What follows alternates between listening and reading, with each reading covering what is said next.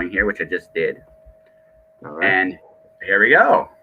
Ladies and gentlemen, he's been on my show unofficially twice. Last year, yeah, 2 times. This one's official, baby. This is official. He's part of the numbering system. He's in the 500s. Yep. I can honestly say this. He was my favorite interview last year. That was just such a fun, wild ride. And I'm jealous of his hair. I'm so jealous of his hair. It is the one and only Rich Perotta. Rich? That's me.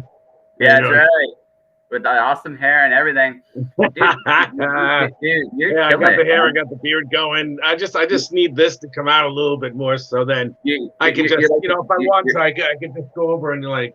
Yeah, exactly. Just do it. And just like gotta get that over the shoulder smolder and stuff like that, you know. Yeah, you gotta get there. Well, you got the art down, so you're just working on your total sex appeal, and once that's done, you're set, man. You'll be a model and an artist at the same time. Yeah, I'm too sexy for my shirt and my hair and the beard that I have, so whatever it might be.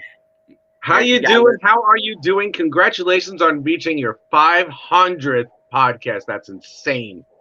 Congratulations. You're one of the hardest working people I know who are doing something like this. This is incredible. Guys, whoever's there, Josh just told me his schedule, and it's absolutely insane. He's going to review 3 comics that he's reading, one of mine included. Yeah. He has to hand in a whole bunch of other work, that actually pays and stuff like that. And he's still doing more and more podcasts. I think he has another one after this one. Am I correct? Yeah, I'm doing 2 drinking draws today, actually. You're doing 2 drinking draws. Holy crap. Yeah. Am I the first one? Yeah, you're the first one. Oh, dude. Okay, great. Well, this is the first one for you, but I'm going to go and drink it with you. That's right. I caught you now because I'm a working man until the evening. Tonight I am going to have a drink. Okay, all right. That's right. What time is it over there now? What is it, 12? It's noon. It's noon. Okay, yeah, it's 5 p.m. over here in the UK. Yeah, no, and that's why I'm doing it for you, my friend. This is why I do it now because I'm just doing the drinking right here. That's all I'm doing. Yeah. You're doing the drawing too. But one of the things I wanted to talk about, right, was you were talking about this a little bit off there. So why I cracked a little bit. I figured something out about freelancing. I just realized why did I not see this before? I interview so many great people, you included, and we talk about some really cool shit. Yeah, I should be writing about some of those really cool shit we're talking about because I even have references, right? Because you're a pro at what you do. I don't know what I am exactly, but I I have some confidence in what I'm doing, and so it's just and literally my first pitch, I was talking about freelance, but reusing the materials you have. I did an interview with Troy Lambert earlier this week, and I did another interview with Kat. They're 2 freelancers, but they're also novelists. It's that's gonna be my first thing. And it's the next thing I'm doing is I'm gonna be pitching a thing about fulfilling expectations in storytelling. And that because that applies just to stories, but marketing, you name it, every kind of thing. And it hit me, boom. And you're doing the same thing though, actually too, because you draw really cool shit all the freaking time on your board. You just do. It's what I do. I'd hope so. Yeah, you draw really cool shit. If I can't draw, if I reach a certain saturation point, then and it's not good, then I really should be going back to school for architecture or accounting or whatever it might be. Now this is what I do. It's because I've been doing it. I've been drawing personally most of my life, and I've been drawing professionally more than half of it. So I would hope I'm good. But you're like a jack of all trades. You're learning from everybody.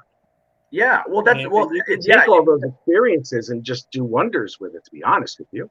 Well, no, that's the idea. Well, I see. For me, I'm very much both a student. I feel like I'm both a student and a teacher when I do this podcast because for some people, I interview people just getting started working on it, and I can take more of a mentor, give some advice and all that stuff and help people out, and I like doing that. But you all stand out in your own way, and you do it better than I do, at least on some level. If not on some level, you're a world-class artist, but also, thank you. I love I've been digging your campaign strategy. I've actually really dig it because it's been it's fun. I can see, like I said, you did incredibly well for a first campaign. Like you did incredibly well for it. And Thank I mean, you. you hit your goal in what, like 3 days, 4 days, 5, well, 5 days, 5. yeah. 5, yeah, almost at the precipice of 6. What I do, I reached 1300 on the evening of the 5th, just before the 6th day, and then I got to 1500 something like about 7 days afterwards, and now it's just it's been flat for like 10 days, with the exception of today, where someone purchased the original art for the cover, and someone purchased a commission that I did that I decided to just put into a Kickstarter reward. And I was like, okay, here, take it, and I went from 1570 to 1780 in like 10 minutes. But yeah, it's like Feast of Famine thing. It's like chart and then dive. It's one of those things. But original art for the cover, and someone. Well, there's an echo. Oh yeah, there was just for a second, because I just sat Facebook so I can see my comments on both my Facebook and my Twitch. So there are comments, people can interact. So that was just one quick second there. No, dude, you've been like, no, I've been watching it. Like, yeah, like the middle of the campaign is always the hard spot. Like that's the part where you're like, oh, is anybody paying attention? Yeah, but I mean, there's a couple things, right? It's scary. It's scary. There's a couple things. One, this is February. February is a short month. And actually, that's the other thing too. I mean, most people would have waited till March. You did it in like the shortest month, which is actually uber impressive. Could you imagine if you had like 5 weeks? Like, I mean, like I did a 5-week month, something like that'll be something for next time, right? To think about. But February is a short month, so always the middle of February is always really tough for most people. But at the same token, right? Middles are always tough for that reason, but that's the time you have to advertise harder, not go silent, because what happens in that moment is, people are, okay, I gotta conserve my money, I gotta take care of my bills, I gotta do all that shit. But I'm looking, it's like, because nobody just wants to just get by, and people want cool things. So you gotta show your shiny, cool, and awesome things during this time, which you'll find, I think you're gonna break 2. I don't know if you're going to break 3, but I think you're going to break 2. You were when I first started this, you were really optimistic. I was maybe, I don't know. Maybe if I break 2, I'll be happy. No, but you will hit 2 for sure. 3, I'm not so sure. Yeah, I don't think I'm going to hit 3 at all. Yeah, but I do think you're going to go. I don't think you're just going to break 2. I think you are going to be comfortably over 2, somewhere. Yeah, I'll make you a friendly bet. I say 25. I think you can. I think that's actually doable. Well, right? What's going on now is I'm doing my countdown campaign at this point, because there's officially 11 days, quote unquote, but I'm putting it like 10 days. I mean, realistically, it is 10 days. So it's like I already made an ad where it's like I have each day is going to be a countdown of stuff, and every time I post the ad, and I'm going to post it in groups all over the place. I'm going to post it in pages all over the place. I'll take an hour a day just posting stuff. But what I'm doing every single day is I'm taking certain pages from the actual book itself without the lettering in it. So you can tell what the story is, but you really can't. I'm showing everybody 5 pages of art from the book every single day leading up to the end of the campaign. So everybody, if they want to follow it, if they see it at the end, can take a look at just about everything. And if they really like the art or whatever they want to do. Which is, by the way, very amazing. He showed me the art, like, when did you show me the art? You showed it to me like, I want to say like 2 or 3 weeks before the campaign, because and it was like, damn, dude, because you're a great storyteller. Like, no, you're a great storyteller, because thank you. Because I didn't have the words, but I still got a really good sense of where the story was going, just based on what you read. I love the main character. She's so funny. Like, even just without like she has a really cool spirit to her. I really like that. It's like, okay, Rich had a lot of fun drawing her. I could tell, right? And I do. I have a lot of the main character, Cassandra, like the last remaining Incantesi. Yes, I have a lot of fun drawing her. But I mean, the first story is focusing kind of on the mentor and the doctor that's there with them. You know, because this guy out of nowhere, you know, he sees this demon starting to fight, and he just, you know, picks up a fire extinguisher and smacks the guy in the face. You know, it's like he's a different breed. You know, it's like, and it's gonna be, and it's like, it sounds a little bit out of place, but trust and verify that as the issue goes on, but issue 2, it'll explain who he is to an extent, and it's going to put a lot of pieces together, and it's going to show, you're going to see a turn in Cassandra's character and her demeanor. You will see it. Okay, that's cool, because but like I said, I'll be reading it this weekend. And please, I can't wait till you do, and you let me know what it is. Yeah, I'll be reading it this weekend.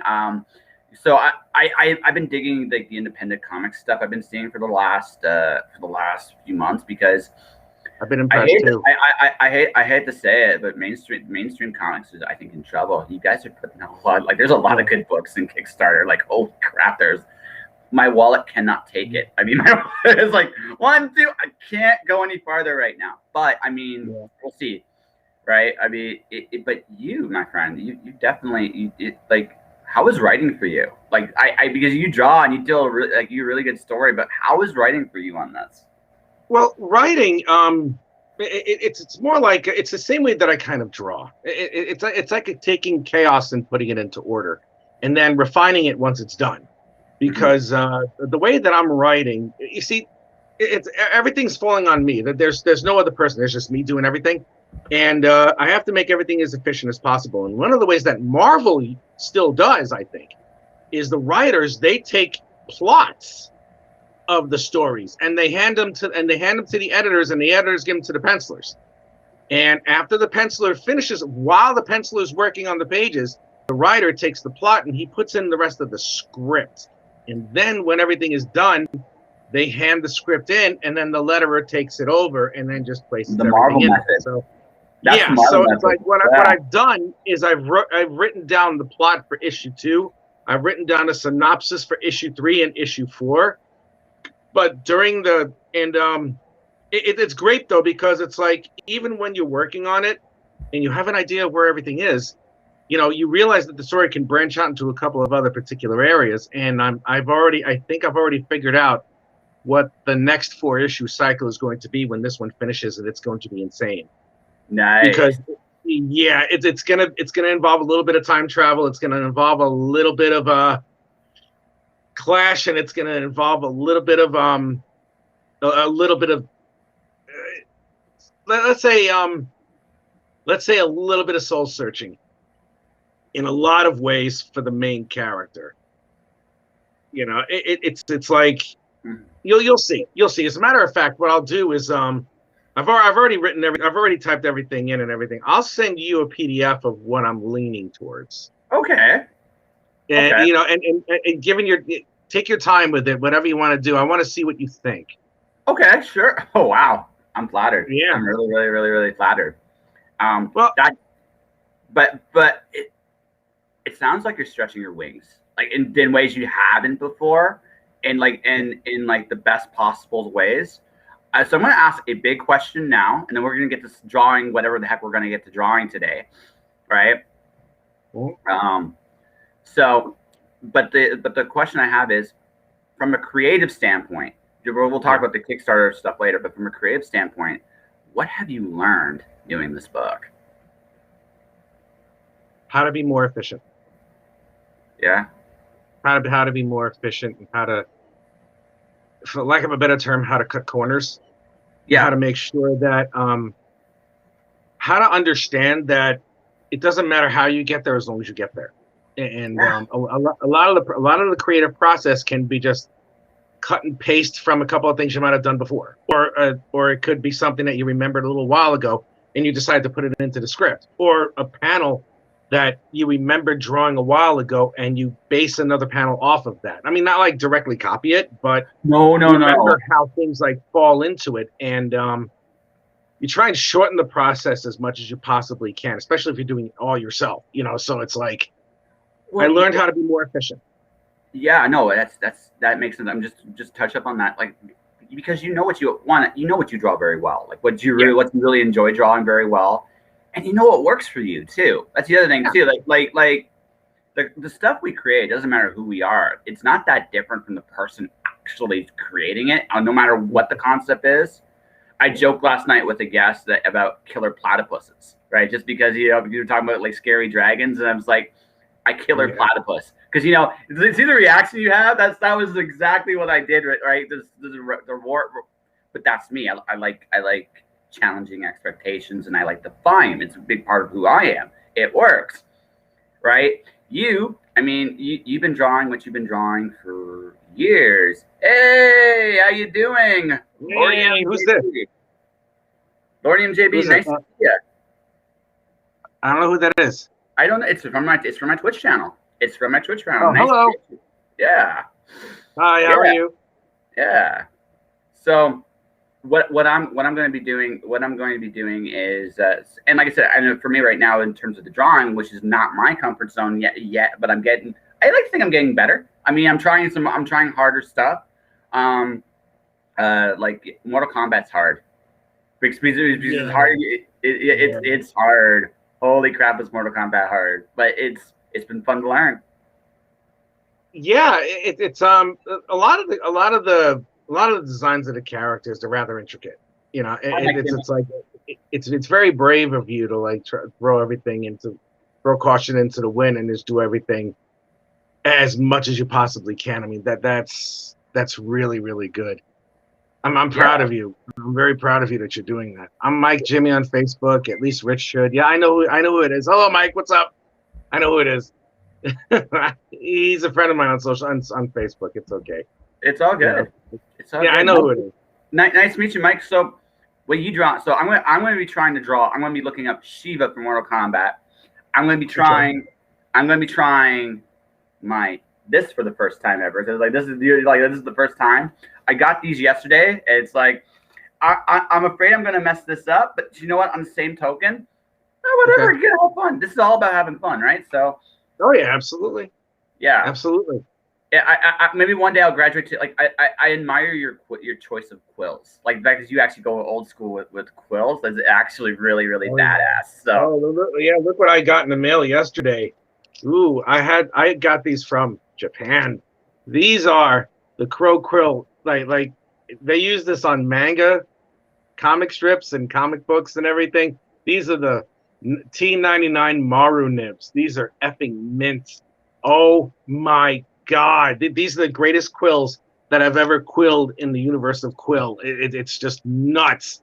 This here will last me until July easily, if not longer, because they're so durable. I mean, I used one quill and I inked two full issues, which is at least 44 pages. So it's just nuts. They last forever. They truly do. Oh my God, my quills are dying left and right, and all stores are on lockdown. I'll send you the link. Yeah. I'll send them the link. I'll send you the link too if you want them. Yeah, I'll send it. Yeah, so totally send me the link. I mean, I'll try these bad boys out and kind of see how I do with them. But I mean, like I said, I'm in the process of trial and error right now. So I'm drawing Shiva from Mortal Kombat. I'm going to go with the 4-armed crazy warrior lady from MK3. That's what I'm going to be doing. Well, see, I'm drawing my character. I'm drawing Incantesi. I'm drawing my Cassandra, and she is like, she's ready to go. And yes. Hold on, I'm flipping this around here. See what I'm doing is because you're the awesome artist master here, so I figure we'll go focus on your stuff because your stuff's just awesome, and you got a Kickstarter anyway. I can be the pretty one in the corner over there. Oh, wait, where'd he go? Rich! Oh, he's setting it up. He's just setting up right now. Yeah, no, we'll definitely. Hey, nice to meet you there, Mike Jimmy. Where did he go?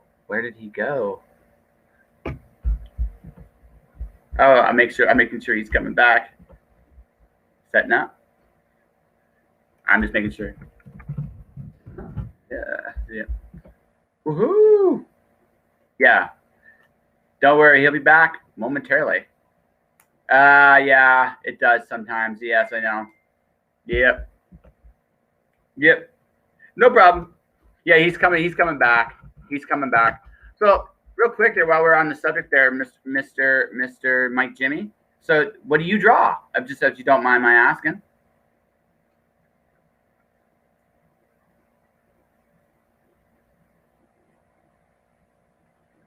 Yeah, but while we're on the subject here, this is where I'm going to be drawing from.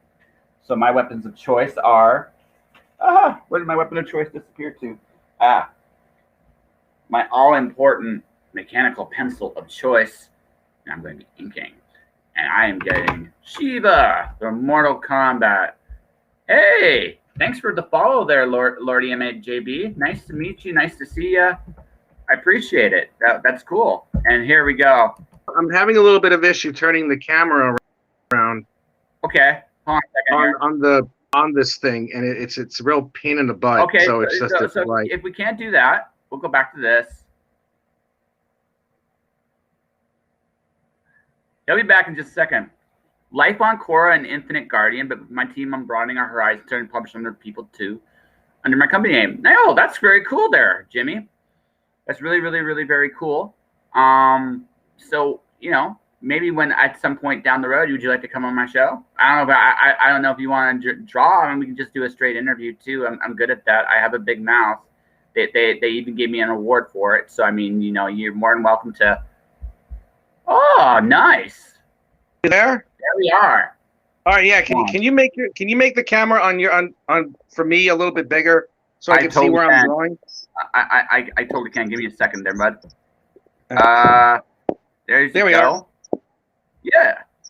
All right, there we go. That's perfect. I'll zoom in a little bit. While we're doing that, looks like I confirmed myself another guest. And so, you cool for sometime in March to do it there, Jimmy? Are you cool with that? Yeah. Yeah. I know. Rich is so good at what he does. There you go. Yay. Yeah. All right, we're good. All right, man. Let's get going. Let's do it. And we'll just keep shooting the shit while we're going. So here's the other really cool thing. I am 9 followers away from being a Twitch affiliate now. Nicely done. How many do you have to be a Twitch affiliate?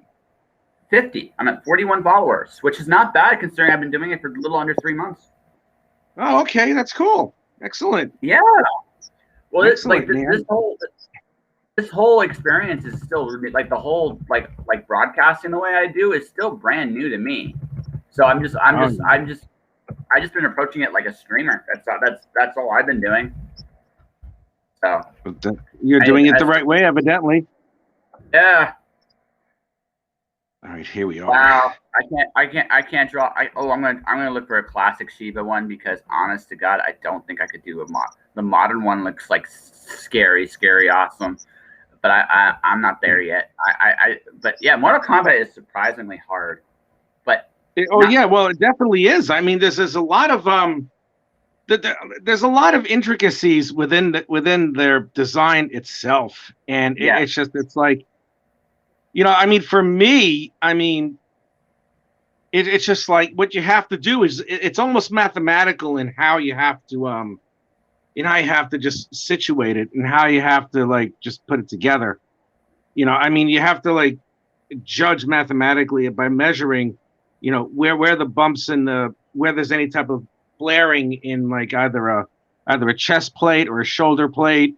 Or a leg or whatever it might be, or how high the boots go or whatnot. You know, it's like because the more intense in definition a character is designed, the harder it's going to be to completely render it in a way that's going to make sense.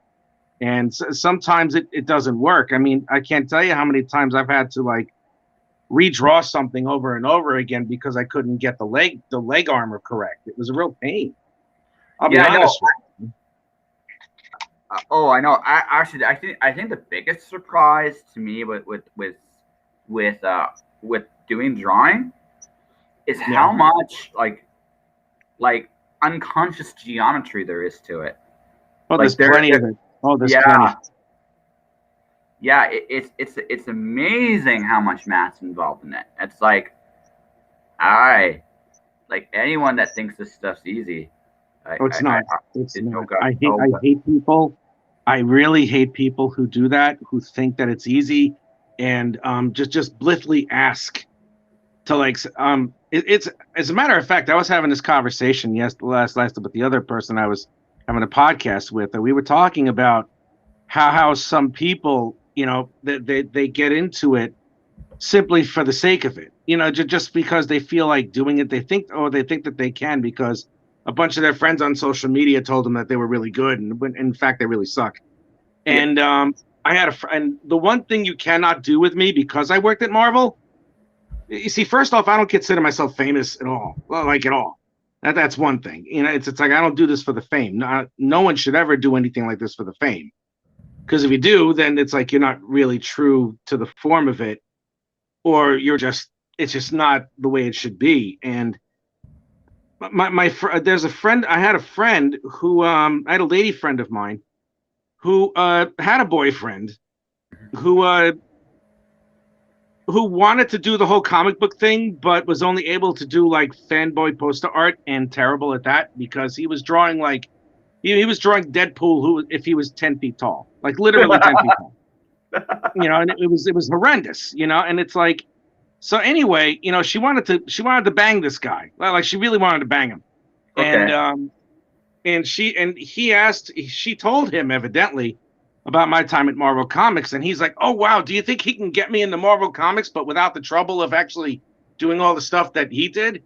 Like it's like, oh, you want me after I've done all these years of portfolios and studying and busting my ass and sleepless nights to tell you all of my secrets, so you think you can just coast in because you think you're that good.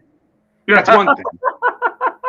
Oh yeah, it was the funniest thing, and it's like, oh yeah, it was the worst. It really was the worst, because it's like I look at that and I'm just like, the only reason why you're even giving me oxygen to talk is because you want something from me like that. I mean, it was just sad. It's just like the person wants to do what I'm doing, but doesn't want to have to go through the whole thing, like, deadlines, or rejection or anything else. And it's like, we don't want that trouble. We just want to see if we can get it in there.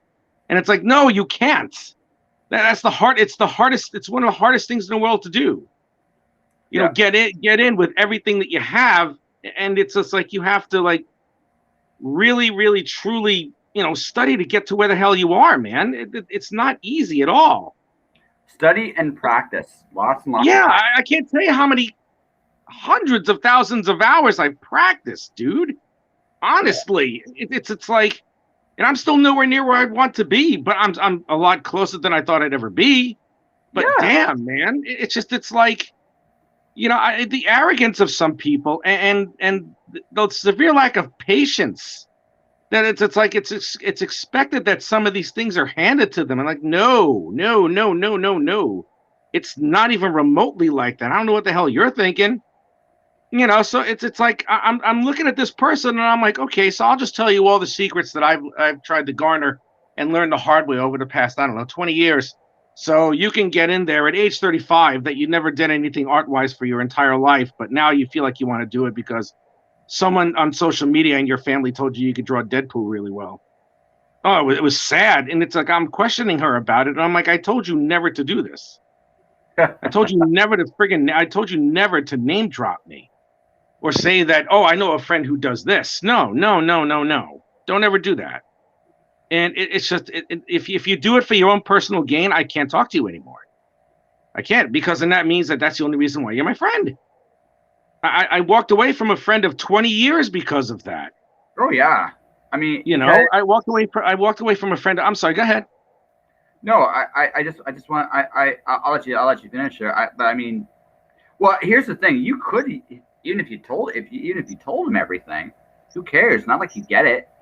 No, of course he wouldn't get it. It's not the point. The point is just that it's like, this is the only reason why you're giving a damn whether I'm exist or not. Yeah. And I hate that more than anything in the world. I really do. It's the lack. I hate that like you wouldn't believe.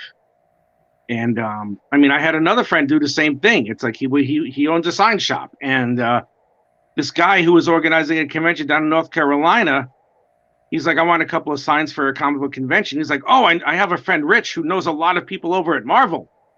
And he's like, oh, great. So it's like, first off, I don't, because it's been years since I worked at Marvel at that point. And two, it's just like he turned a $200 dinky sale that he could have finished in a day into like a $3,000 jam, where it's like he had banners, where he had all sorts of other signs and all that crap. So anyway, and it was the funniest thing too, because the guy like who organized the convention, he's just like, yeah, man, I'm going to give you this free table. And it was like he was trying to do his best Michael Corleone impersonation, where he's like, yeah, it's like, if you can do this for us, and maybe you can get a bunch of your industry friends to maybe come by next year. And I'm like, yeah, sure, Mikey, I'll do anything for my godfather. I was like, go away, dude, really. I'm sorry? My son, the time has come for you to do me a favor. Yeah, I know, right? And I'll give you exposure. Exposure. Yeah. Oh, yeah. He even threw that word in. He's like, come on, man. It's good exposure. You'll be at a convention. I go, it's not my first convention I've ever been to. It's like, oh, yeah, I'm like, why? I'm like, why do you even bother? It's like, and I hate that laissez-faire attitude, where it's like, yeah, I've killed myself for this thing. I've agonized over this. I've lost relationships because of it. Mm-hmm. I lost girlfriends because of this, because it's not because I wasn't making any money, but because of the fact that it's like, this would take up a lot of my time. It's like, this is who I am. I'm a storyteller, and people need to respect that for everybody who's a storyteller. And I don't like the fact that there are some people who think that this is something that it's a joke, that they can do it at any bloody time, and that the only thing we're around for is for some sort of amusement. I mean, I guess it feeds their ego, because they can't create and they can't do cool shit like this. So it's like, hey, if that's how you got to live, that's how you got to live. But I don't know, man. I mean, I find that disturbing. I do too. Yeah. Well no. So I've been freelancing for about a year now, almost. Now, excellent. The hardest lesson I had to learn, there's two. The first was always advice I give anyone that's getting into freelancing of any kind, whether it's illustration, comics. Find your niche, find what you're good at, and promote that. Yeah. But I didn't take my own advice for like the first 6 months of this. It's like, wait, I do a podcast. I'm really good at this podcasting stuff. Yes, you are. Yeah. Yes, you are, man. Yeah. So, but it took me about 6 months for that to sink in, because you take for granted sometimes what you do, right? Yeah. And that's a hard thing. The second thing I had to learn to do is, see, I had to learn this lesson, and every freelancer has to learn this lesson at some point. Mm-hmm. Why do things cost X amount of money? To be perfectly honest, I mean, yeah, it's about bills. That's true. It's about bills. It's about work, how much you want to work. But there's another very simplistic reason why things cost the way they do. Respect. Oh, yeah.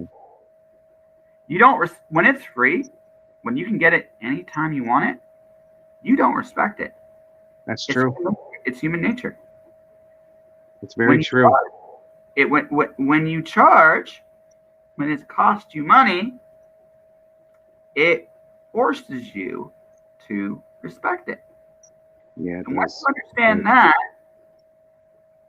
you understand why things cost what they cost. It's not always about the money, actually. No, it's not. It's about the respect. That's right. Very much so. More often than not, creatives have to learn this. If they want to be respected, they have to set a price and stick to it. I can do audiobooks. I charge a lot of money to do audiobooks. Why? Because of how much work they take, right? Yeah. And if you don't want to meet my price, that's fine. Don't meet my price. Guys that are better than me charge even more. So that's the reality, because they've all figured out what I figured out, right? But that's a lesson I think many artists have to learn. We're taught not to respect our work, and you almost have to learn how to respect what you do. Yeah, that's true. That's very true. Yeah. That's why the next campaign I'm gonna make sure that I put up a much more decent number than I did before this time. Yeah. Because I made it in like 5 days, so it's like I can only imagine what happens if I push it a little bit more. Well, I'm definitely gonna try that next time. You know that. Yeah. Oh, absolutely. I gave my so I gotta watch my Bill Ma's tutorial a little bit more because he draws Pretty Women way better. But I gave my Chiba Pro. I can't wait to see what you're doing. Yeah, I'm doing Shiba Mortal Kombat. I'll show it to you in just a second, actually, because it's my first. No, I want to see how far you've gotten with this. Yeah. Yeah. So I've been. So. Well, I think the interesting thing for me is I've actually sold a couple pieces of illustration. I will. Hold on, I'm almost done. Let me finish. I'm proud of you. Congratulations, man. Yeah, I sold. Now, I haven't been for a ton of money because I've been part of the drawing bits for Mog, but it had to help a confidence booster. That's why I'm getting ink so I can hopefully do better pieces. Because what I want to do is I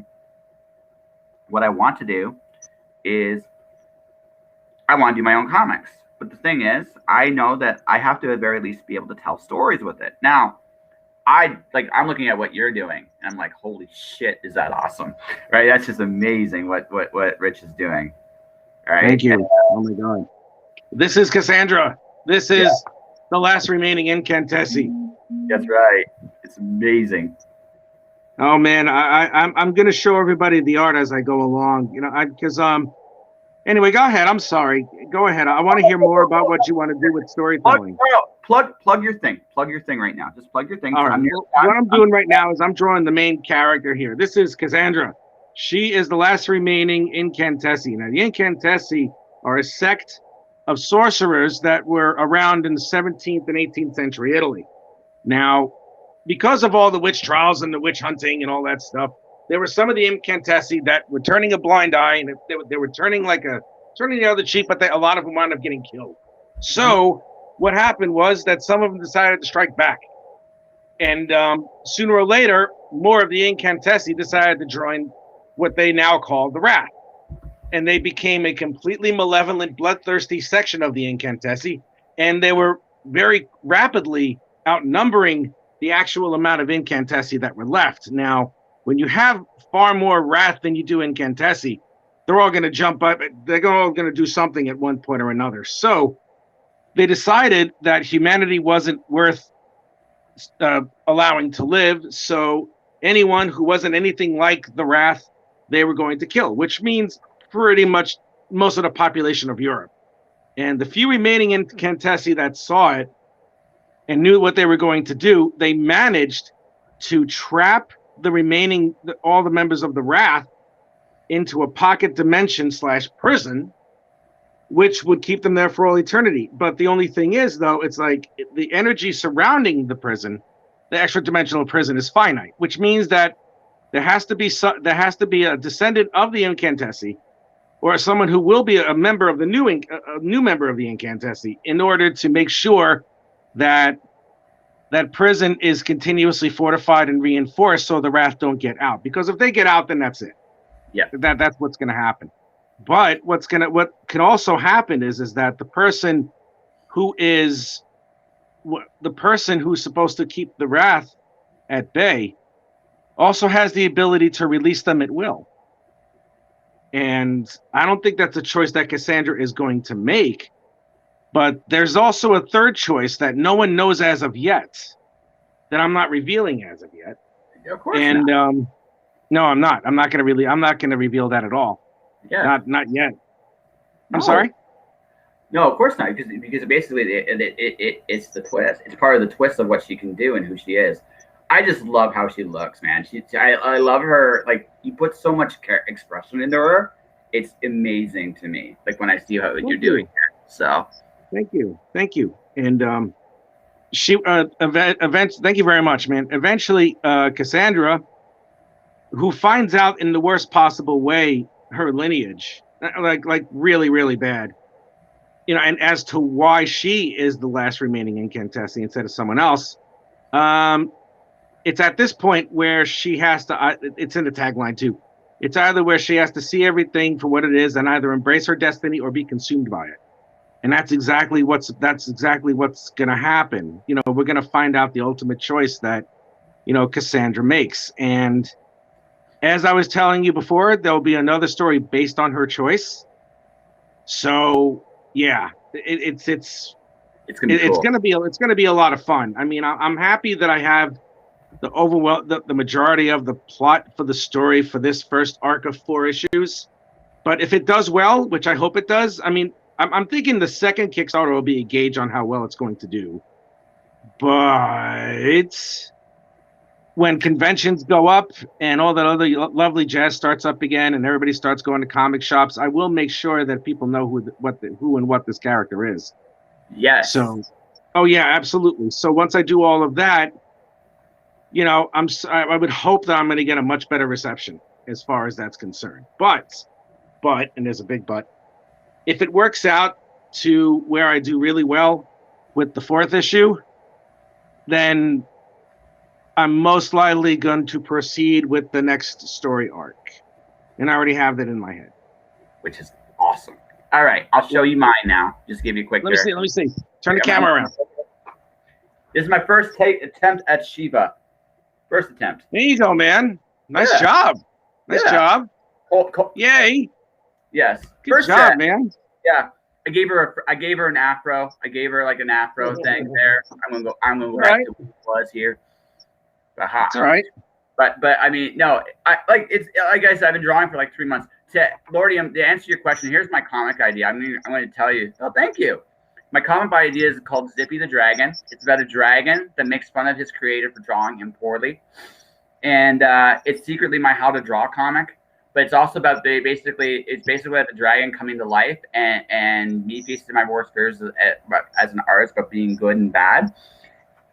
But also, it's about me making fun. I can draw badly in this book. That's the way I designed this. I can draw badly, and it can be part of the story. I can draw well, and it can also be part of the story, right? The story is really about it's secretly a how to draw comic. But I thought I could do it in a really fun way because I'm a big fan of the old comic strips that used to be on Saturday morning. I'm a big fan of them. Oh God, so am I. Yeah, so I thought if I could do something in that format, that style, but do it as a comic. Yeah, I am doing it. I swear I am.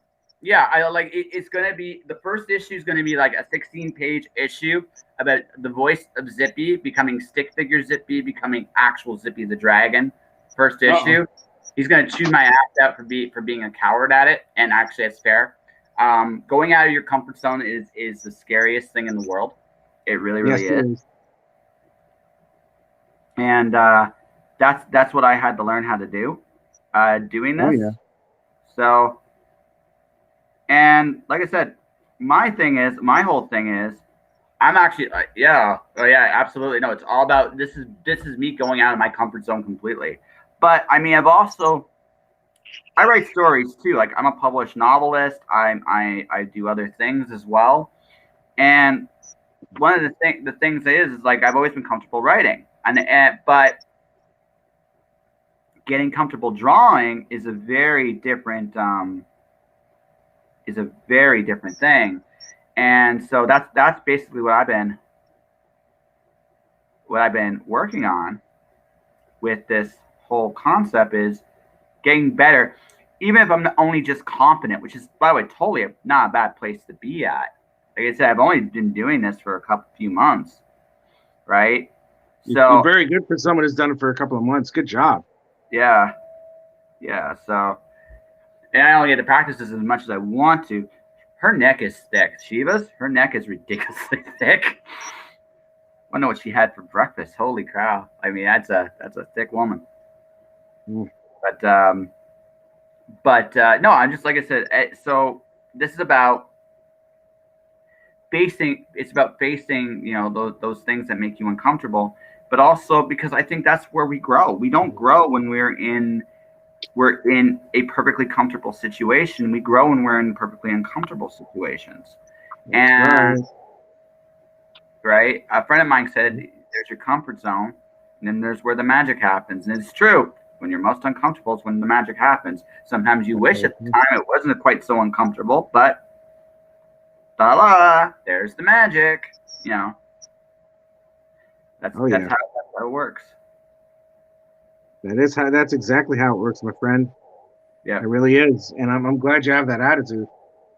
Because a well, lot of people don't. A lot of people don't have that attitude. I As moved we were around a lot. discussing before. Yeah, I know. Go ahead. I'm sorry. What? I moved around a lot as a kid, so I was never really in what would be for most people would consider a stable, a fully stable scenario in terms of living environment.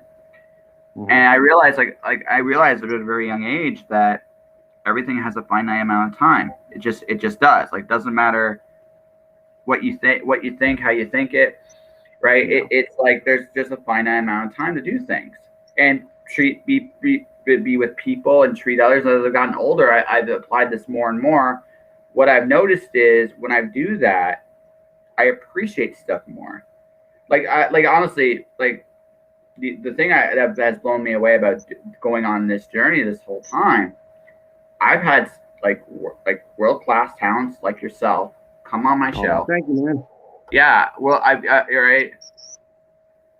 Yes, absolutely, Lord Ian. That is absolutely the truth. But I mean, the thing about it is, I've had you, I've had Mog, I've had Elsa, I've had I've had some amazing people come on that do this all the time. Zin, a guy by the name is, he actually gave me an anatomy thing, which I got to actually do more when I have more time, do my homework on, because anatomy is definitely something I definitely need to work on, and I can see that. But at the same time, I'm having a blast too. I'm just having fun, and I'm learning. Whatever my voice and style is when I do this, whatever that is actually going to evolve into. Excellent, So, man. Yeah. You should be proud of yourself. Yeah. You're doing a great job. At least I think you are. Well, thank you. You're welcome. Thank you, good sir. You're welcome, good sir. Yeah. So yes. Speaking of pleasantly surprises, were you blown away how quickly you were funded? Yeah. I was nervous for a bit. You know, I was like, how come this isn't going?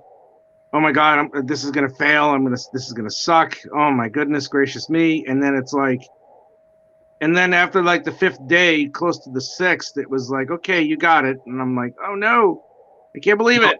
And now I'm at like I said, now I'm at the 1780s. It would be nice if I can get up to $2,000. I mean, if not, that's fine. But I'm going to keep pushing for it because there are stretch goals that I'm offering. One of the stretch goals, and I may amend the price depending on how I feel, but if we get to a certain point, anybody who backed more than 50 British pounds, will get an automatic upgrade on their commission, which means it won't be a commission of this size. It'll be a commission 4 times this size. It'll be a lot bigger, and it'll have a lot more that you can add into it and do whatever you want with it. So yeah, I'm going to jump the commission price from like letter size to tabloid size. If we hit a certain mark, I'm going to do that for all the people who backed the reward that involves a commission, a small size commission. It automatically goes into a big size commission. That would be which will be awesome. You know, I think I'm right now trying to draw Shiva's boobs. I think honestly, I think the honestly thing. Oh, he'll get to 2K. That I have no doubt he'll get to. I think he can get to 2,500. I think that's possible. I remember talking to Chuck Pinot, and Chuck Chuck actually got to. There was a point in his campaign. There was a point in his campaign that one of his campaigns he actually went and did, and Chuck goes, you know what? His buddy was like, I can only do 3. It's like, we can get 5. There is something about confidence in your campaign too. Okay, I like to think that I do have confidence in my campaign. At least I hope I do. No, you do. No. What I mean is, yeah, that's the thing. Like I'm glad you agree with me. 2.5 is I think is definitely within range. But it's almost like I almost feel like with every Kickstarter campaign, there's the goal you need to get by, and then there's your interior. Like there's an interior goal too. Like, can I get to this? Even if I don't get, I mean, but obviously this is your first campaign, so I mean this has been, I think for you mostly about figuring out what works and what doesn't. If that makes sense. Yeah, it does. I've learned a lot with this first campaign, and I've learned what not to do. Mm-hmm. And I think when the next campaign hits, I will definitely be a lot bolder when it comes to a goal. I'll be bolder when it comes to what I'm going to offer. And if anybody who gets this book and reads it, if they think that this book is going to be crazy, just wait until the next issue. Just wait until the next issue. It's going to be pretty insane. Yeah, issue 2 is going to be a little bit. It's going to be origin oriented and a little bit more action packed. Issue 3 is going to set everything up, and then issue 4. Now, I mean this when I say this with all my heart. Issue 4, which is going to be most likely 48 pages or maybe even more, depending on how I feel. It's going to be all action, all fighting, all craziness, and oh my god, it's going to be really crazy nuts. Oh, it will be worth the price of admission. It will be nonstop. Nonstop. It will be. It's like Bay explosions all over the place, dude. Honestly, like Michael Bay explosions. Forget it. It's going to be. It will be pretty raw and nasty. I like it. Rich Perotta. Oh, you just wait. You just wait what I'm going to do. Oh my goodness. Oh my god. Oh my god. It's going to be crazy. Oh my god. So by then you're going to have like the full hair, like the full side thing. You're going to do like the full, like, you're going to have the full Fabio hair too, the boots. Oh god, no. I'd like to get a haircut at some point. Jesus, man. No. I'd like to get a haircut at some point. I mean, yeah, it's just like,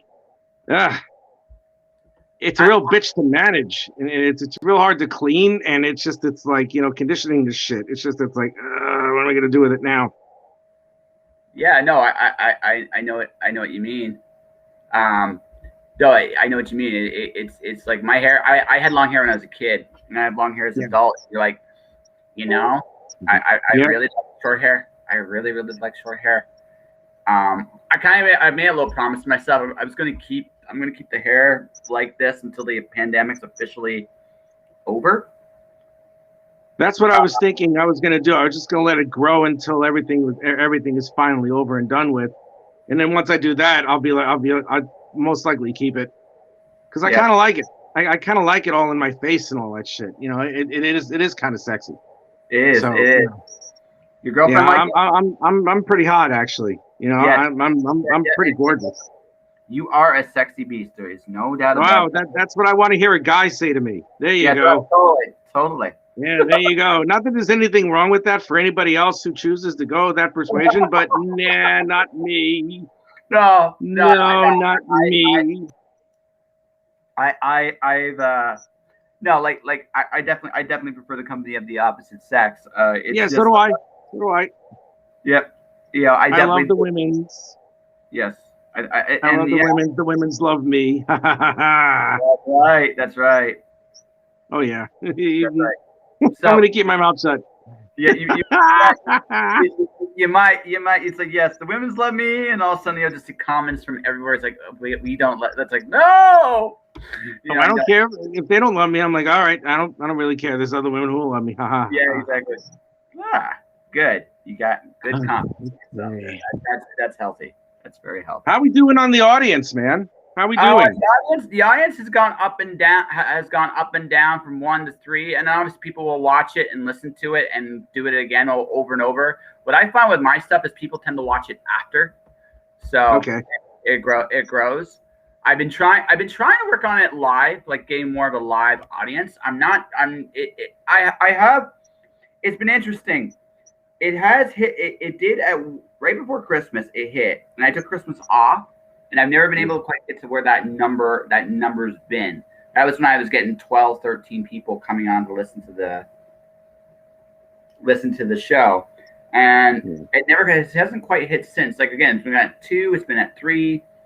And I'm not quite sure what I'm doing right or wrong on that, because I build the show. It comes all the time. But people do watch it. People do listen to it. I mean, my audio broke 500 downloads this week. I mean, it's like, so I mean, it's growing, just not in the ways I expected, So excellent. I'm happy for you, dude. Yeah. All right, look at that. I'm almost done inking this sucker. Look at that. I know that. I'm actually refilling my mechanical pencil for the first time ever here. Yeah. Nice. That's what I'm doing. Yeah. But it is what it is. Okay, so let's see here. Into the hole. Or is there something in there that needs to come out? Is there a piece that needs to come out still? Mm-hmm.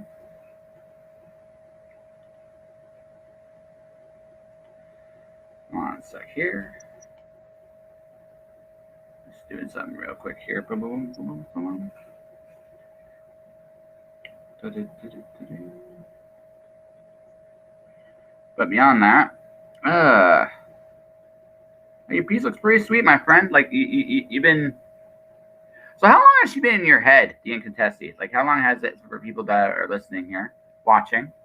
How long has she been there?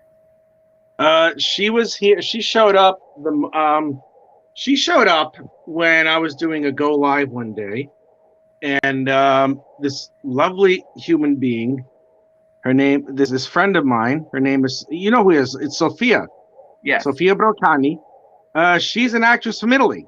And I found her on social media. We connected, and we would talk every once in a while. I would look at some of the videos that she has, and she has some great videos, like really awesome videos. She's a really good actress. She's funny. She's very talented and all that other lovely jazz. And she just has that. She's a classic Italian beauty, if you want to put it that way. Yes. You know what I mean? And it's like yeah, so she's watching a whole bunch. She's watching a few of my go lives here and there, and then she asks me if I can draw a commission for her as a superhero, and I'm like, yeah, sure, definitely. I didn't really think much of it, to be honest with you, afterwards, because I'm like, okay, let's talk about what we're gonna do. So we decide that she wants to be like a sorcerer or a magician or some shit like that. So I'm like, all right, let's do it. So out of nowhere, I just pull this costume out of my head, this uniform out of my head, and I'm like, all right, it looks cool. So I show it to her. She loves it. And this is when I was still living in New York City. So I'm just like, I'll send it to her when I can. I don't know when. And to be honest, I wasn't sure if I was going to send it to her because I didn't have any. I mean, at that moment, I didn't have any plans to move over to Great Britain, for fuck's sake. But anyway, what happened was afterwards, I decided I wanted to draw my own thing. I wanted to do my own self-publishing. I was like, you know what, I'm going to try. So anyway, I didn't want to use any of my old characters because they sucked. They were like late 80s, early 90s extreme, like image-based crap. I was like, and one of the characters looked astonishingly like me. And I'm like, man, if I do this, I will be called the biggest narcissist on the planet. And I was already close to it already as it is. Okay. So I was like, forget it. I was like, nope, I better not do that because people will know it's me immediately, and I really don't want to be ragged on. So I was actually stuck because I didn't know what I was going to do. So it's like, I'm looking on the my art table, and there's like, it was a flat art table at this point. It wasn't like It didn't have an angle to it. It was just a flat table, and I didn't mind because it was huge. So I had paper all over the damn place, right? So I look under all the paper and I see something out of the corner of my eye. And it's the drawing of her.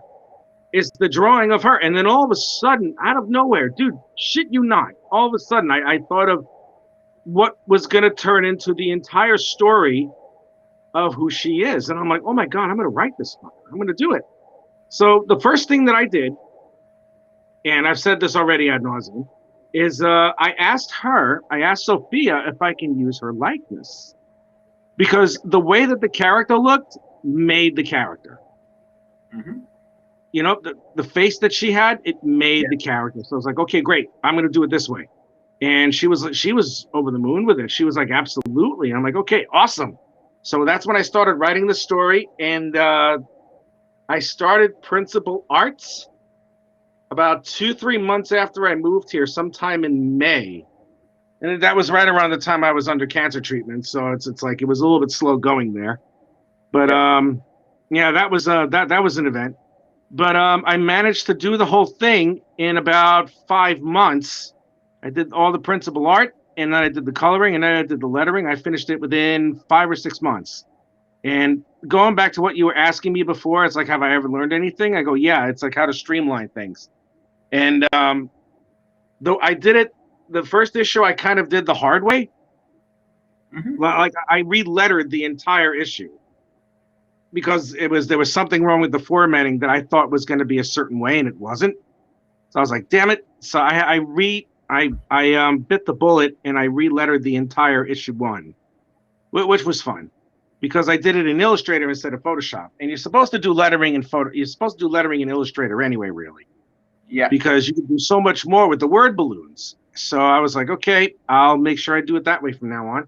And I did. And it came out great, you know, because it came out a lot sharper and it was a lot easier to maneuver around and make it to a PDF. And I don't have to worry about it anymore.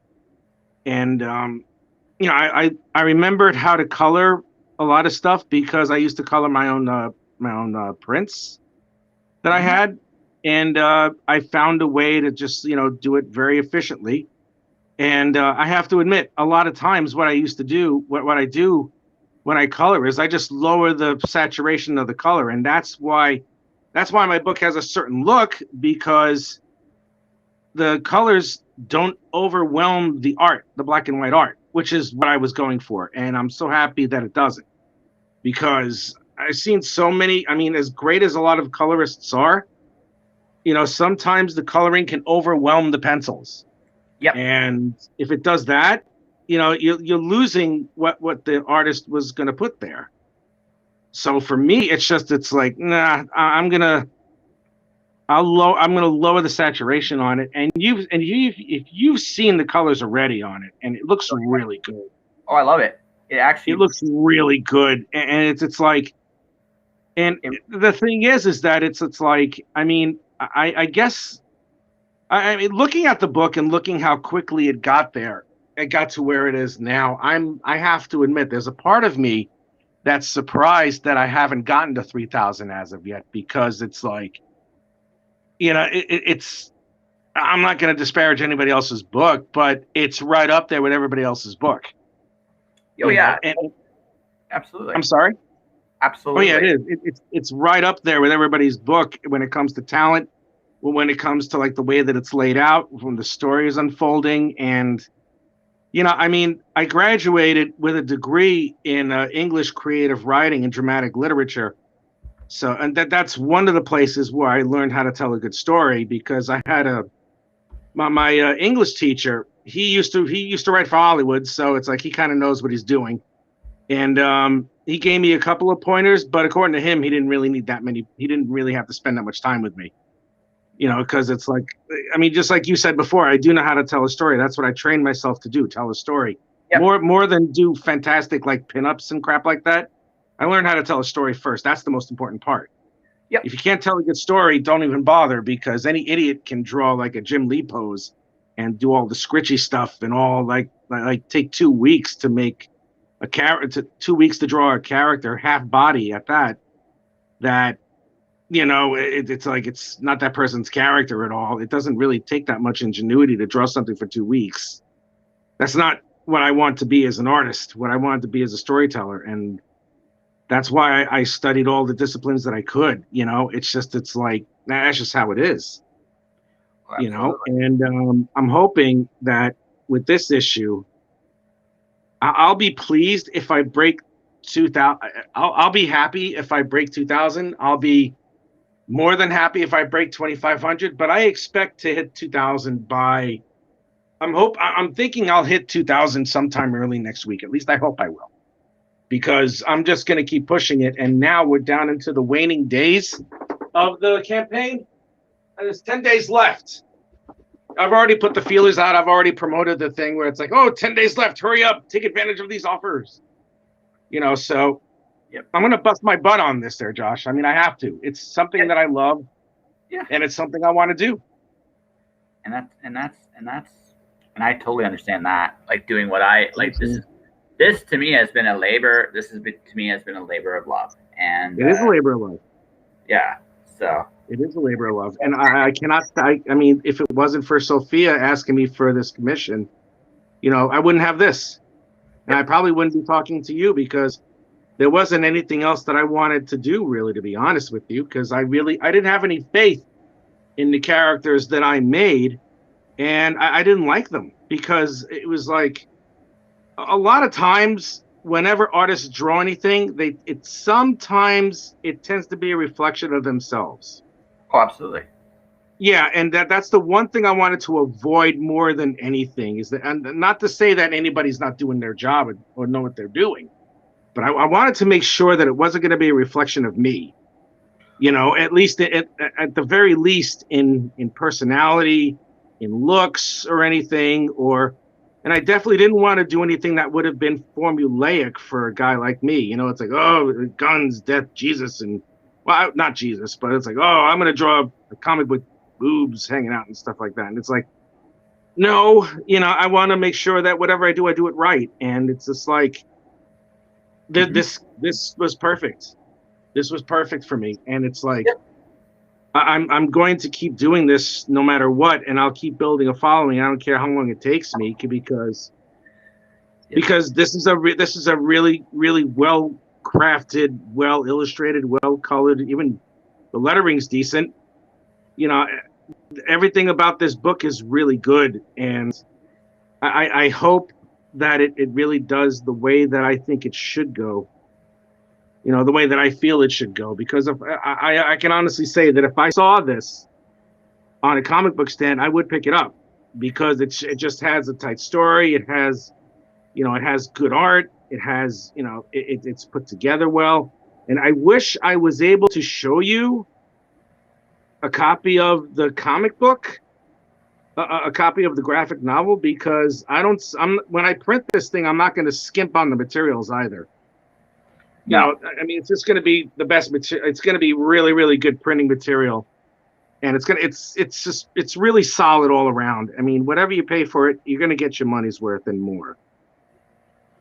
So when I saw your book, it reminded me of a comic called Book of Lost Souls. Okay. By JMS and Colleen Duran. And I've heard of that. Yeah. Yeah. Colleen's great. Colleen is one of my favorites. Yeah. She's a great illustrator. She's one of my favorites, and your book has a similar vibe to that. It reminded me a little bit of Doctor Strange, and I think that's not an unfair reference there. It's really, really, really, really good. But I mean, it definitely has its own personality and flavor to it as well. So I mean, I think all creators, we want people to know when they read our stuff or watch or get a picture or listen to us, whatever the case may be, right? Yeah. We want people to know that this is a Rich Perotta story. With Rich Perotta, you're going to get great art, a wonderful story. It's going to make you feel a certain way, and you walk away. What we don't want is the Mary Sue effect. Like we don't no. Well, we're not doing the Mary Sue effect. We're not doing the Mary Sue effect at all on this one. You see, the thing with her is that, you see, according to how I'm writing this, she does become excruciatingly powerful. But the problem with that is that it's more like the Jean Grey thing instead of like a Mary Sue thing. There's nothing that she's going to do that's going to be right. There's going to be an event, and there's going to be an event in issue 2 and issue 3, which is going to showcase how mature she actually is, or the things that have happened to her in her life and the things that she finds out along the way and the way she handles it. It's not going to be the best way that anybody would handle it. You know, it's not like it's going to be like super mature, or not even so much super mature. It's just going to be a rather antagonistic way of how she does handle things. I mean, yeah, over here, it's like she seems like carefree and all that stuff, but deep inside, especially after she finds out what she finds out, she's going to question everything. And there's going to be an incident in issue 3 where, at that moment in time, it's going to be shown to her, at least in her perspective, what humanity really is going to be like. And she's going to wonder at one point or another, when they were killing all the humans for, hunting them down, she's going to wonder if they were wrong. Mm-hmm. This isn't someone who's all of a sudden going to go up and, she's not going to save the day and like be the most powerful creature on the planet and like be benevolent. I mean, it's like she's going to have to come to face a lot of choices, and there may be a redemption down the line, or there may not be a redemption at the end of this story, and maybe she has to find it, or maybe it's going to be forced into her, or maybe she will die. There's no way that I was going to make her into a Mary Sue, and I guess the whole analogy with Doctor Strange is because the Doctor Strange movie just came out, but I've always loved I've always loved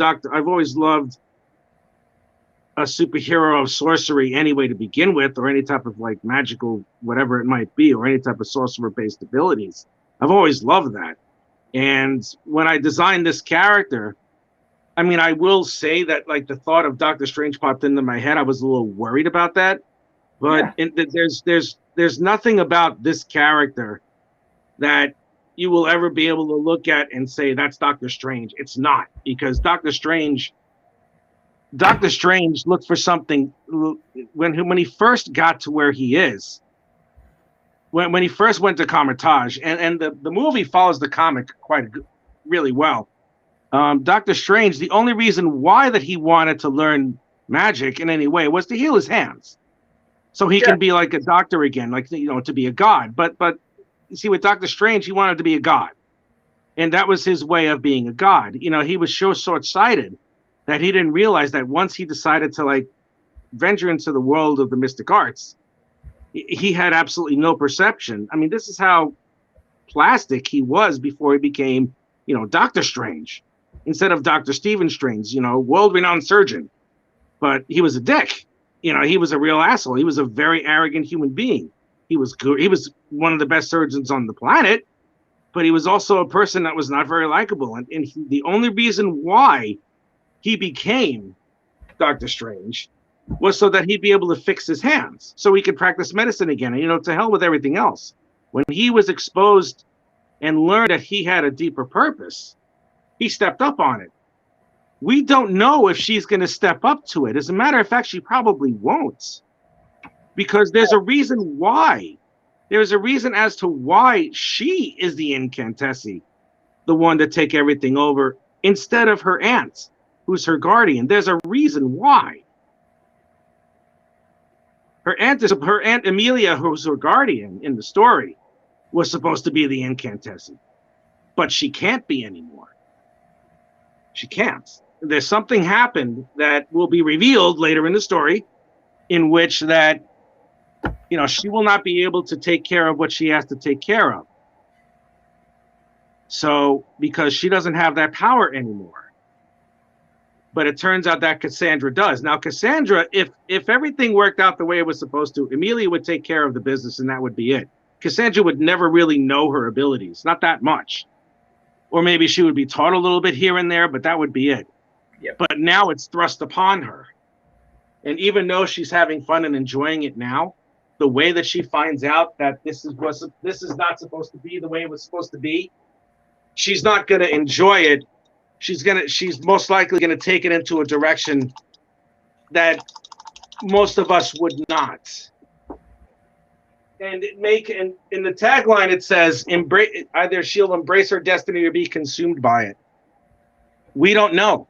We don't know if she's going to be consumed by it. And because of us not knowing if she's going to be consumed by it is going to be the premise for the next 4-issue story that I do with her. Right. So there's no way she's going to be she may be powerful, but she's not going to know how to use it. And she's already learned. She's already been thrust about it too quickly. I mean, everything happens within a week. This whole story happens within a week. But yeah, it does. The whole chronology of the story happens within a week to 10 days. So right. Imagine just like making sure that you're rehearsing for a ballet show over at La Scala Theater in Milan, and then like a week later, you're trying to see if you can test the fate of humanity, or even if humanity is worth saving, because it may not be. So, all right. There's a lot to. I'm gonna go back and ask some real interesting questions on. But before we do that, we'll take a real quick break here. This is, in some ways, better. It's by some ways worse take on Shiva. That's round 2. There you go. Yeah. Good job, man. Yeah. So here's what I've learned. Here's what I learned on the second part. Inks make hair a lot easier to do. Holy shit. Yes, they do. Yeah. Holy shit. Do they make hair so much easier to do? I can actually do hair. I'm going to be perfectly honest with you. One of the reasons, like for the Mortal Kombat draw and bid with Mog, one of the things that I was really terrified of was when I realized I was starting to do some of the more intricate characters. Like they all have like these, unless I'm doing Baraka or Kano, they all have like lustrous hair. All of them. It's like I realized the pencil is not strong enough, but with the inks, I have a chance because now I can do hair. Yeah. No, the inks work, especially if you use a brush. Yes. If you use a brush or even a quill, because it gives you the ability to go thick to thin and give you like different outlines and everything. And it flows a lot better if it flows. The drawing flows better once you ink it. Trust me. It really does. It gives it's much more solid line to it. So yeah. And the other part, then we'll go ask some questions about the book and just some personal things here too before we wrap up. But also, yes, my sister, when you do watch this, yes, I know these are cold boobs, but this is Shiva. It's cold boobs galore in Mortal Kombat. It's just how they were drawn. Oh yeah, no, that's fine. Yeah. Are you talking to me about that? I'm sorry. Did I say something wrong? I'm sending a fun little message to my sister because the first time I tried drawing, I drew Katana first. All right. And her commentary was, her boobs are so cold. So I was like, okay, well. My sister. Oh, man. You know this. You have siblings. They make fun of you. They tease you a little bit, right? So it's one of those things, right? Throw that in there. Now to you. Should I turn the camera around? Because I'm done. Yeah, you can turn the camera around. We can just get to the end. We can go from an interview point for the rest. I mean, it's up to you. What do you want me to do? Do you want me to just like? You can turn it around back to Rich. I mean, back to Rich because we've gotten to the fun part of this, and then we'll just wrap it up with a fun little interview and wrap it up. Give me a moment. No worries. So don't worry. I may go off the air for a second. Sure. I can do that. All right, I'll be right back. I'll be right back, and I'll just turn the camera around. All right. Alrighty. I'll be right back. Okay. While Rich is back. So, ladies and gentlemen, while Rich is here, I just want to say thanks all for watching, listening, however you are seeing this podcast. You can do so in a number of different ways. I am on iTunes, Google Play, Spotify, pretty much every podcast app you can possibly imagine. I'm there. You can find my webpage. I'm going to type it up on my Twitch. I'll type it on Facebook too. You can find it at me at here. WordPress.com. I do all kinds of things, writing, podcasting, facilitating apparently too. Give myself. Outside of that, I spent that day on that element. I got some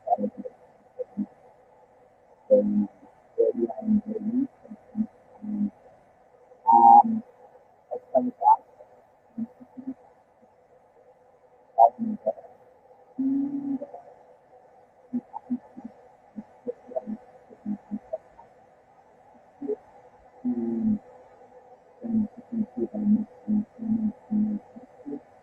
That's what I'm doing right now. Boom. See if I missed anything here. No, I have not missed anything on Facebook. But there he goes. All right. I'm back. So let's ask some fun stuff about your book and also just some of the stuff you're writing about. I can see why I totally get and understand why you said what you said there about her being not quite so happy-go-lucky, because if you are thrust on, especially if you're told that you were doing a job that somebody else was supposed to have done, that could be very like whatever she's supposed to take care of. Her guardian was supposed to deal with that. Her guardian is you see, there was it really ties into, I could say that there was supposed to be something that Emilia was supposed to do to make sure that the Wrath were going to be maintained in their prison, but Emilia was going to release them. Okay. She was going to release them from their prison, and she had to perform a certain maneuver, and she had to perform a spell in a certain way that has to do with the way that she used to dance, because she was a prima ballerina for most of her life, and she retired when Cassandra was 6, and that's when the thing that I don't know if I want to talk about just yet happened. Yeah. Okay, all right. That's when it happened, and because her body, something happened to her body as a result of this, and she wasn't able to do that anymore. That's when she started training Cassandra to do this. See, there's a lot of places you can go with that. A lot. I already have. Yeah. Cassandra, I mean, yeah. But that's an intriguing story, and I can from Cassandra's perspective, like I could see why when things really go south, there'd be a lot of anger and hostility and even resentment and bitterness there, right? When she finds out why she's like this and why she's like that, she will realize that her entire life was set up by the one person who was supposed to take care of her. I might as well just say it.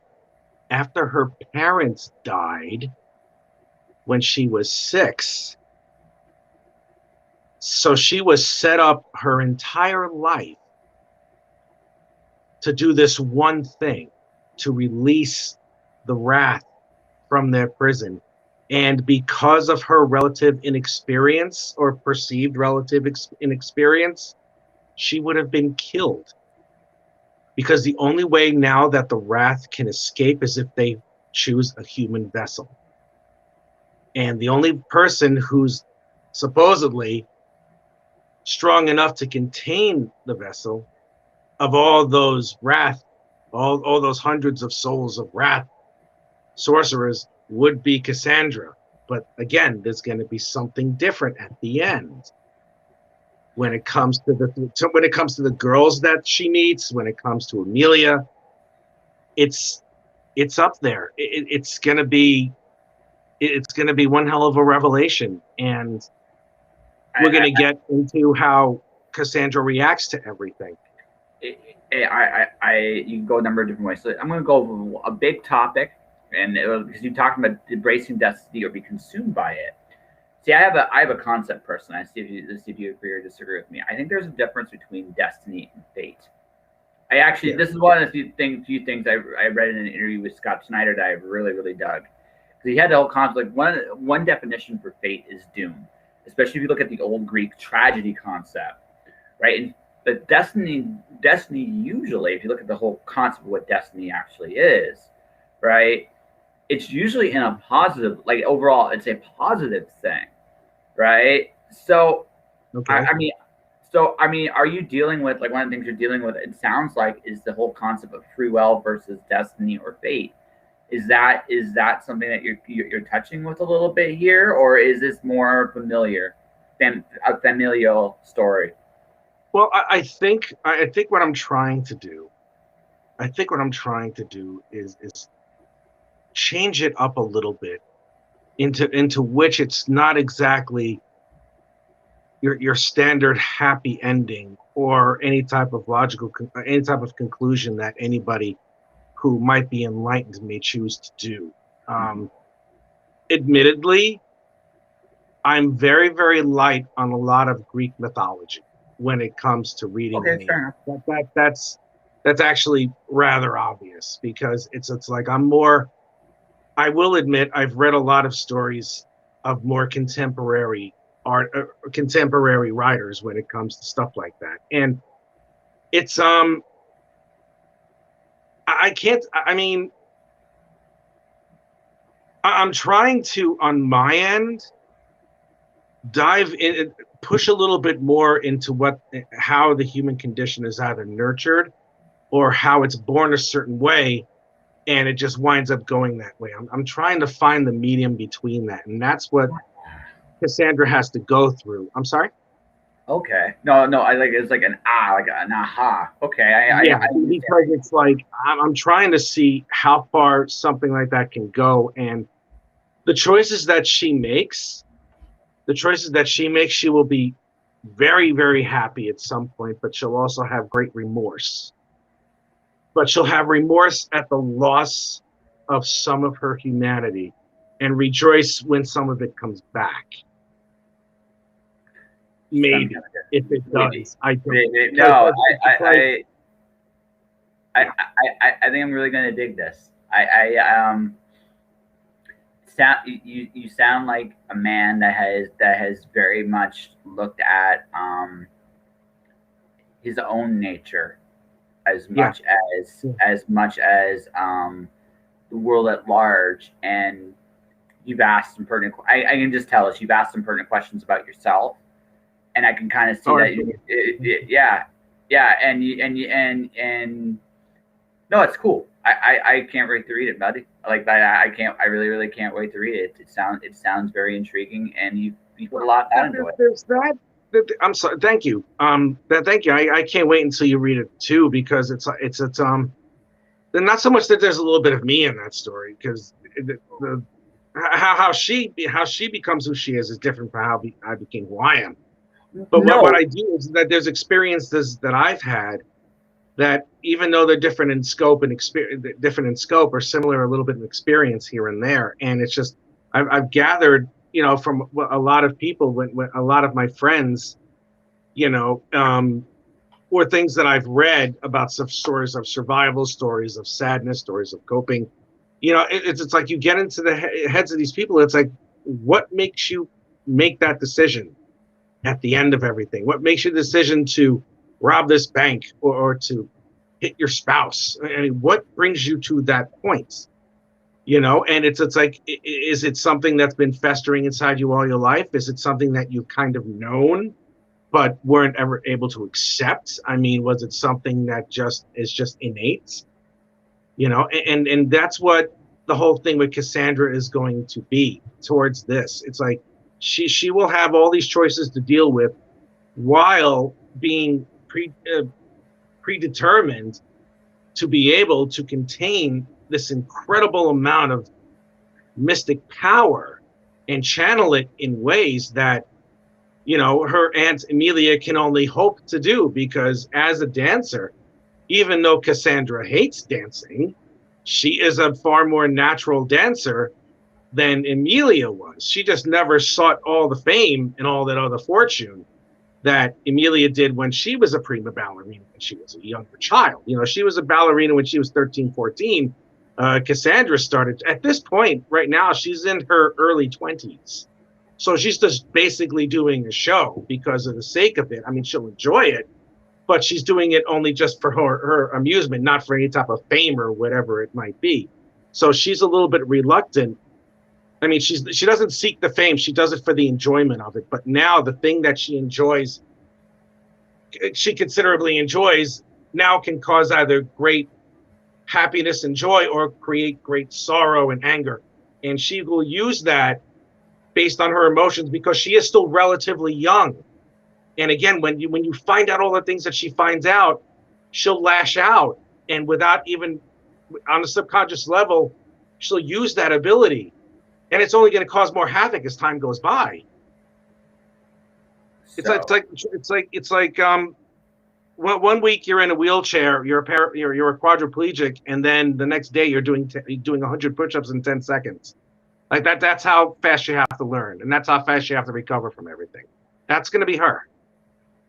It's going to be interesting to see where she goes. And it sounds like it sounds like. God, I'm sorry. So I have one last question then, just for now. Because I'm sure we could go a long time about this, but I want to actually read it and get before I really, really, really get into it. Because this is your baby. This is your, for lack of a better term, at least for now, it's your magnum opus, at least in comics, right? First of many, I hope. Yes, first of many, yes. Do you have an ending in mind for the whole series? Or are you still exploring where you can go with it? There's a redemption in the end. Okay. Let's just put it that way. There's a redemption at the end. So I'm just curious how much you've thought about the whole thing, and it sounds like you have. My friend, I think you're gonna kill it. I honestly think you're gonna kill it. I hope so. Because it's like I hope so, because I'd like to think. You see, the fact that I have the ability to tell a story, it visually, it blends into the way that I can write. Now, I haven't been writing even not even 100th for the amount of time that I've been drawing. And I'm hoping that as I go along, that whatever mistakes I may have along the way, someone points out. Because the one thing that I like more than anything is having objective criticism, not so much constructive, but objective, because my desire, especially since I'm doing everything, it's like I want to know if I'm doing this right, or if I'm doing it in a way that seems like it's the natural way of things. Like how someone, depending on their experiences, may choose one path or choose another. And just for that, I mean, I've always said when it comes to choice, when it comes to choice, there's no such thing as a good choice or a bad choice. There isn't. It only becomes good and becomes bad depending on the actions that come from that choice. It's like it only becomes a good choice or a bad choice depending on how you manage that particular decision in your life. Almost as if, so I remember in high school, I had a teacher goes that ideas have consequences. I actually disagreed vehemently with that one. I disagree with that. Oh, you disagree? Okay, I'm sorry. Yeah, I disagree vehemently. I don't think an idea in itself has a consequence. It's what you do with it, right? Okay. Yeah, right. It's what you do with the idea. It's much like what you're kind of saying with choices, right? There's no inherently good or bad choice until there's an action. And until there's an action, until there's an action, there's nothing. Right? We can have a million thoughts in our head, but until we do something with it, that's the good or the bad or the plus or the minus. And probably that's inevitably a good thing, because I certainly am not a perfect human being. I have lighter thoughts, I have darker thoughts, and there are things and on both ends of the spectrum, there are things I never act out on at all. And there are other things, both good and bad, I screw up with too. I think that's part of being a human being. Right. So, and the only thing I hope for each and every time, and sounds like even when you're telling a story, is that I learn from it and I get better for the next one. Yeah. That's what I'm hoping. Yeah. That's what I'm hoping. I mean, as far as the writing is concerned, the visual I can handle. As far as the writing and the content and how everything mushes together, That's what I'm hoping for, more than anything else. That the story is good enough that it warrants having to sell 100,000 copies in one weekend. No, you'll get there. You'll get there. I hope so. I hope so. I'll let you know. I'll let you know. Wrap this up. Like just my weird thing for. I did a convention in like an online convention, and I remember I did a conversation like this where there was an initial. There was no one watched the conversation at all, but that right happens. It's the way it goes sometimes, right? But but that weekend, after that weekend was done, it's the most downloaded episode in like the first 2 days I've ever had. Like sometimes you never know when. Like it's really weird how that works out. Sometimes you'll put something out there and you'll be like, "Did no one care?" And then days and weeks later, you're like, "Holy shit, everyone cared! How the hell did that happen?" Right? So that's what a good feeling. Yeah, it's a great feeling. It's an awesome feeling. Mm-hmm. I hope that happens for you. I think you're well on your way. So let's get to the fun part. I've already promoted my crap while you were getting ready to go from one. No, I'm glad you did. It's your show. You can promote absolutely. But this is your part. So, ladies and gentlemen, this is the one and only Rich Perotta. He's got a great Kickstarter going on around called the Incantesi. That's his book. It looks amazing. It's awesome. So how about we do this? How about we do it like this? He's showing. So why don't you tell people? We've mentioned this. We mentioned your Kickstarter. Mention your Kickstarter here as a wrap up where can people find you, and we'll wrap up the episode. Okay. My name's Rich Perotta, and the Kickstarter is called. Kickstarter is under the title of the Incantesi. It's already funded, but we're going for stretch goals, and I'm being very generous with the stretch goals that I have, because I'm really happy that we already reached our goal, and I want to show my appreciation to everybody who has. It's a 4 issue limited series. It'll come out quarterly. So after this issue comes out in March or maybe even April, you can expect another one every 3 months afterwards, because I finally got it to a system where I can. I usually go live almost every day drawing something regarding the Incantesi and my book, or just an occasional commission of a popular comic book character one way or the other. So you can find me on Facebook. My picture is it's just a picture of me with my face, black and white, with glasses on. And it shows like a banner of the Incantesi that's presently on my Kickstarter now. You can friend me there on Facebook. I'm on Instagram under the title, at the Incantesi. And send a friend request or come see some of my live shows. And because I love talking to people, I love giving people any type of hints or any information, or I'm open to any questions you have. I'm open to criticisms. It doesn't matter. I love interacting with people who love comics in general. And it's a nice big community that we all have, no matter how small that community actually is, it's pretty universal. So that's the thing that I get out of this more than anything else. And that's a great way to leave. Just make sure to send me the link, Mr. Richard, so I can actually. Yes, I will send you the link right afterwards, after we sign off. Yeah. So on that note, ladies and gentlemen, that'll do it for this episode of Just Joshing.